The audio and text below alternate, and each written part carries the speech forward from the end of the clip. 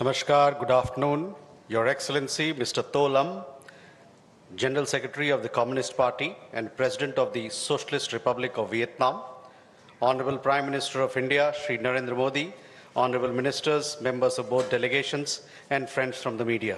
We will now have the press statements. May I request Honorable Prime Minister of India, Shri Narendra Modi, to give his remarks to the media. Your Excellency, General Secretary and President तोलम, दोनों देशों के delegates, media के साथियों, नमस्कार, सिन चाओ।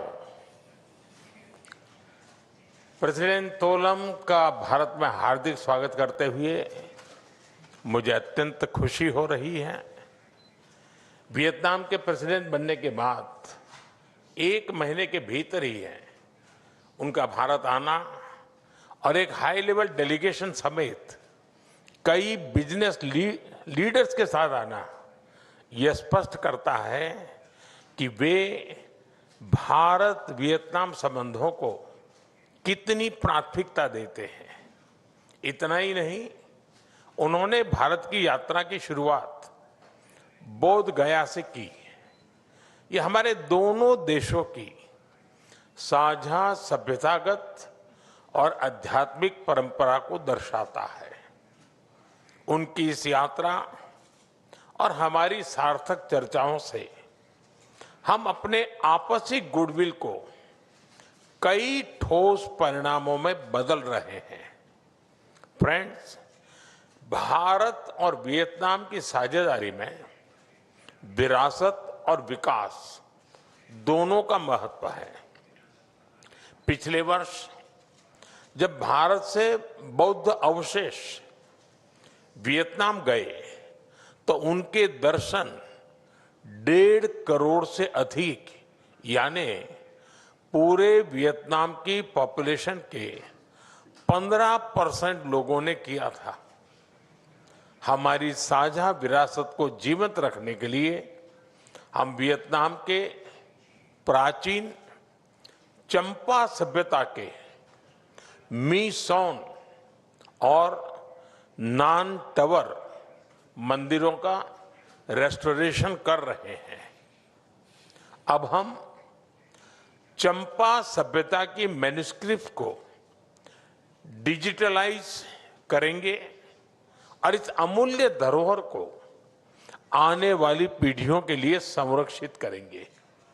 Friends, 1 दशक पहले मेरी वियतनाम यात्रा के दौरान वियतनाम आसियान में भारत का पहला कॉम्प्रहेंसिव स्ट्रेटेजिक भारत बना था, पार्टनर के रूप में बना था। तब से हमारे संबंधों ने तेज और व्यापक प्रगति की है। सिविलाइजेशनल टाइज के साथ साथ हमारे ट्रेड, टेक्नोलॉजी और टूरिज्म संबंध भी और मजबूत हुए हैं। इस मजबूत नींव पर आगे बढ़ते हुए आज हम अपने संबंधों को एनहांस कॉम्प्रिहेंसिव स्ट्रेटेजिक पार्टनरशिप के स्तर पर ले जा रहे हैं। अब हम अपनी साझेदारी को और ऊंचे लक्ष्यों की ओर अग्रसर करेंगे। कल्चर, कनेक्टिविटी और कैपेसिटी बिल्डिंग के साथ साथ सिक्योरिटी, सस्टेनेबिलिटी और सप्लाई चेन रेजिलियंस हर क्षेत्र में हमारा सहयोग नए स्तर पर पहुंचेगा। फ्रेंड्स, भारत और वियतनाम का बायलैटरल ट्रेड पिछले 1 दशक में डबल होकर $16 बिलियन तक पहुंच चुका है। 2030 तक इसे $25 बिलियन तक पहुंचाने के लिए हमने आज कई महत्वपूर्ण निर्णय लिए हैं। हमारी ड्रग अथॉरिटीज के बीच एमओयू से अब भारत की दवाइयों का वियतनाम में एक्सेस बढ़ेगा। भारत के एग्रीकल्चर, फिशरीज और एनिमल प्रोडक्ट्स का भी वियतनाम तक एक्सपोर्ट और सुगम होने जा रहा है। बहुत जल्द वियतनाम भारत के अंगूर और अनार का स्वाद लेगा और हम वियतनाम के डरियन और पोमेलो का। इतना ही नहीं, हमने भारत आसियान ट्रेड एग्रीमेंट आईटीगा को वर्ष के अंत तक अपडेट करने पर भी सहमति बनाई। इससे भारत और आसियान के सभी देशों के बीच ट्रेड और इन्वेस्टमेंट को नई ऊर्जा मिलेगी। क्रिटिकल मिनरल्स, रेयर अर्थ और एनर्जी सहयोग में नई पहलों से हम दोनों देशों की इकोनॉमिक सिक्योरिटी और सप्लाई चेन रेजिलियंस सुनिश्चित करेंगे। फ्रेंड्स, कनेक्टिविटी और कैपेसिटी बिल्डिंग हमारी पार्टनरशिप के अहम स्तंभ है। हमें बहुत खुशी है कि दोनों देशों के बीच एयर कनेक्टिविटी लगातार बढ़ रही है। फाइनेंशियल कनेक्टिविटी को भी बूस्ट करने के लिए आज हमने अपने सेंट्रल बैंक के बीच सहयोग बढ़ाने का निर्णय लिया है। भारत के यूपीआई और वियतनाम के फास्ट पेमेंट सिस्टम भी जल्द ही लिंक होने जा रहे हैं। साथ ही अब हम दोनों देशों के बीच स्टेट टू स्टेट और सिटी टू सिटी कोऑपरेशन को भी मजबूत करने जा रहे हैं। फ्रेंड्स, वियतनाम भारत की एक्ट ईस्ट पॉलिसी और विजन महासागर का एक मुख्य स्तंभ है। इंडो पैसिफिक क्षेत्र में भी हमारा कॉमन आउटलुक है। हम अपनी सुदृढ़ होती हुई रक्षा और सुरक्षा सहयोग से रूल ऑफ लॉ, शांति, स्थिरता और समृद्धि के प्रति योगदान देते रहेंगे। वियतनाम के सहयोग से भारत आसियान के साथ अपने संबंधों को भी और व्यापक बनाएगा। योर एक्सेलेंसी, पहलगाम आतंकी हमले की कड़ी निंदा करने और आतंकवाद के विरुद्ध हमारे संघर्ष में साथ खड़े रहने के लिए हम वियतनाम के आभारी हैं। वैश्विक उथल-पुथल और आर्थिक चुनौतियों के इस दौर में अपने टैलेंट, गुड गवर्नेंस और इकोनॉमिक रिफॉर्म्स के बल पर भारत और वियतनाम दुनिया की सबसे तेजी से बढ़ती इकोनॉमीज के रूप में उभर रहे हैं। अब हमारी एनहांस स्ट्रेटेजिक पार्टनरशिप के माध्यम से हम एक दूसरे की रैपिड ग्रोथ के सहायक बनेंगे। जैसा कि बुद्ध की शिक्षाओं की भावना है कि यदि आप किसी और के लिए दीप जलाते हैं तो वह आपके अपने मार्ग को भी प्रकाशमान करता है। इसी भावना के साथ हम एक दूसरे के विजन और गोल्स को सपोर्ट करते हुए विकसित राष्ट्र बनने की अपनी आकांक्षाओं को मिलकर साकार करेंगे। हम साथ चलेंगे, साथ बढ़ेंगे और साथ जीतेंगे। बहुत बहुत धन्यवाद।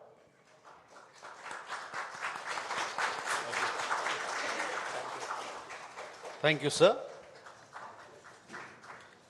May I now request His Excellency Mr. To Lam, General Secretary of the Communist Party and President of the Socialist Republic of Vietnam, to give his remarks to the media. Thưa ngài Thủ tướng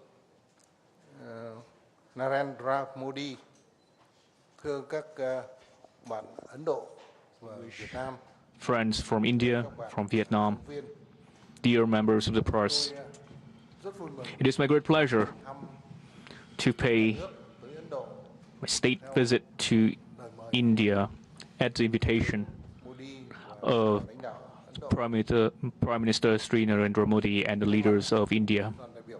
On behalf of the high-level delegation representing the party and the state of Vietnam, I would like to extend my gratitude to Mr. Prime Minister and the leaders and people of India for having extended such a gracious and hospitable and fraternal welcome to us.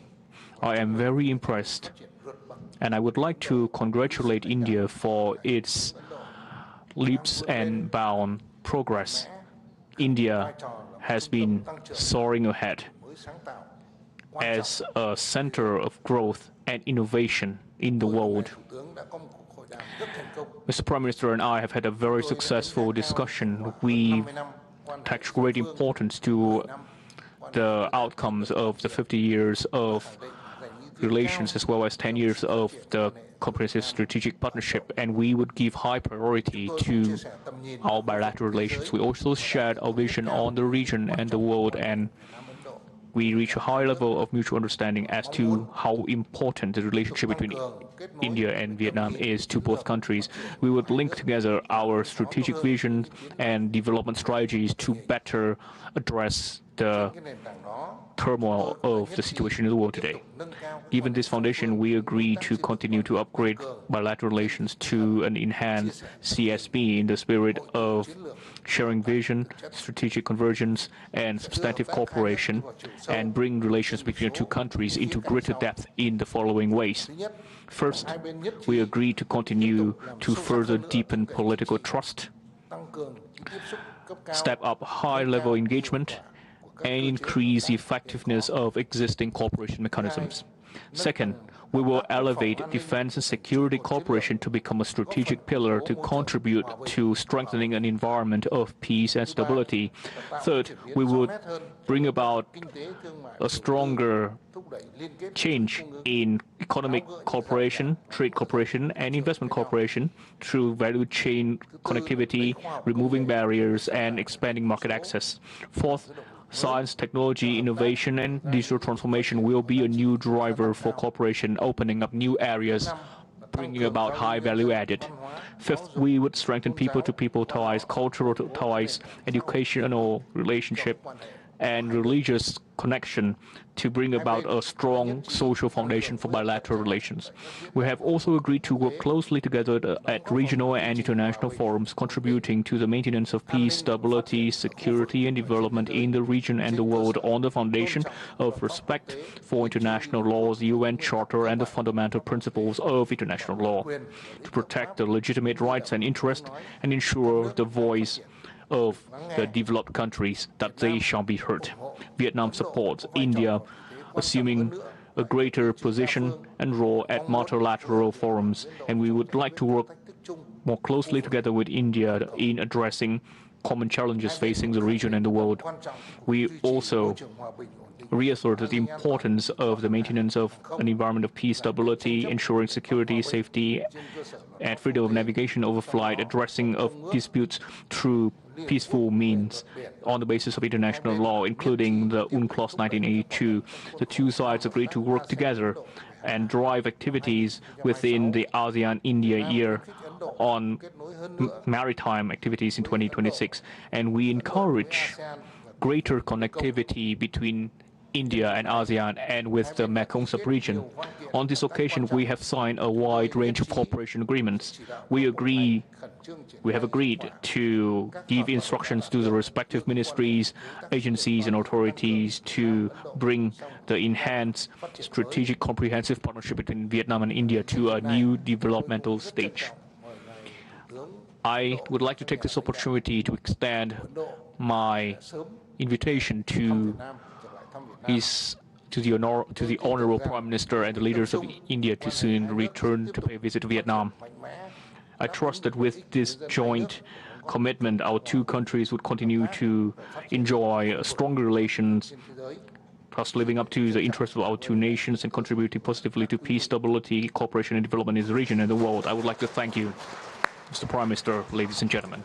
Thank you, sir. With that, ladies and gentlemen, we conclude this